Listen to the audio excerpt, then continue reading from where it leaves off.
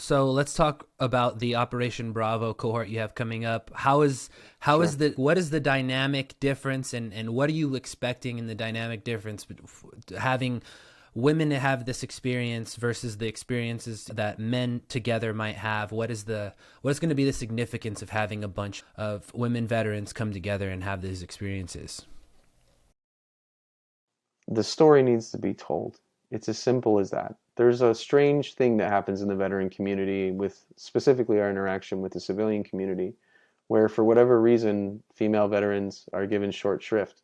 Whereas if I go and park at a parking spot, nobody second guesses me. If a woman were to park in that same parking spot, somebody would say, get out of that parking spot, it's for a veteran or Right. something like that. There's an incredibly untold tale of women in service that I think deserves to be told. The impetus for it, though, wasn't nearly as noble. The truth of it is, when I started receiving applications, I got a disproportionate amount, and continue to, of women veterans.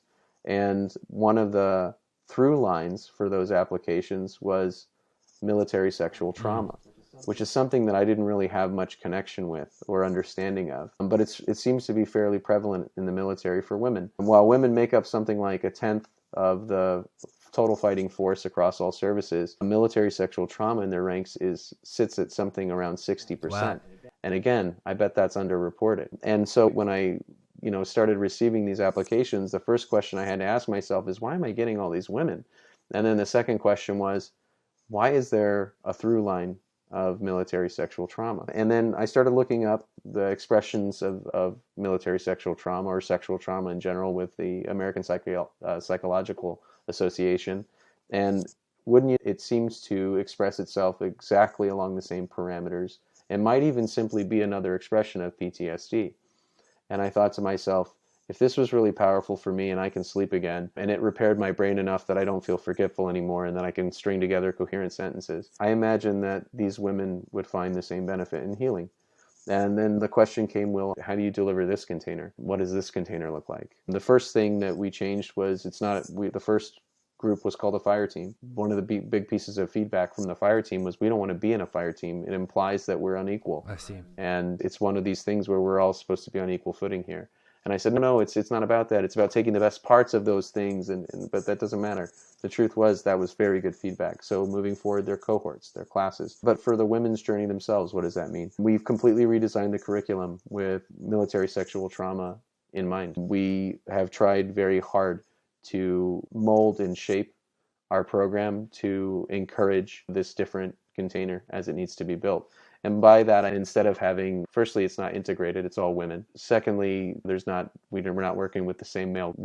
Our staff member's not going to be me. So it's going to be my first hands-off cohort. I thought it was maybe inappropriate to mansplain my Sure. curriculum to a group of Yeah. women that might be potentially re-triggered just by who I am, through no fault of their own or my own, just the role that I have as a blue-eyed white man representing a military Mhm. nonprofit. So I wanted to make a container that was for them outright, that is for them, that is hashtag her journey, that isn't about me at all, in fact. And my hunch, and I hope that this is a good hunch, is that because it expresses the same way as PTSD, that it will be affected by the medicine in the same way as PTSD.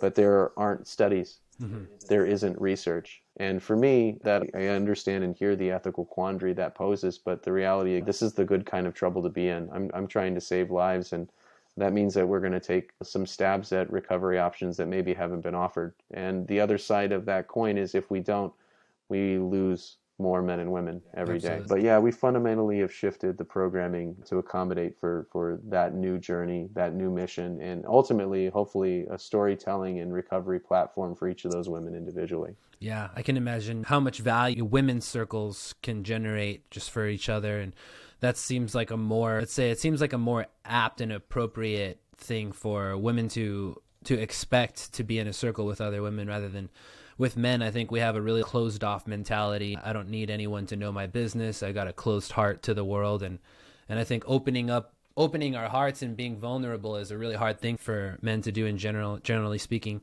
But for women, I think there's a lot of self-nurturing in their nature that I think women's circles would be a very natural healing circumstance environment. That's an important insight, Anthony. Like, I think that you speak to something that's very difficult for all veterans specifically, which is that when we work with ayahuasca, you have to surrender to the experience. Surrender is like a really loaded word for a veteran. We're not supposed to surrender. We're not supposed to give up or back up. We're supposed to be in control. We're supposed to have a plan. So honestly, you're absolutely right. And each of these cohorts has different challenges because it has a different makeup fundamentally. And I think one of the hardest things for the first cohort of veterans to do was surrender into the experience itself, was to let go of their walls. One of the veterans, it took 3 ceremonies before they really like let themselves into Wow. the medicine. And I know that statistically there's going to be a veteran at some point that it just doesn't work on because they're immune to the medicine. And so a big part, I think, for us is also managing expectations. It's literally an exercise in futility telling somebody to not have expectations when you're contemplating this. It's like telling somebody to relax when they're Yeah. excited. It doesn't work that way. But we nonetheless try to steer our participants towards mindfully accepting that we have these expectations, but releasing them, because each person's medicine journey is different. No matter what anyone says or any amount of data says, you'll never convince me otherwise that every one of these experiences is tailored 100% to the individual. And because of that, they're all anecdotal. But being the West that we are, we can't really work on that as a model for a continuum of care. So we try to collect data as much as possible. Yeah.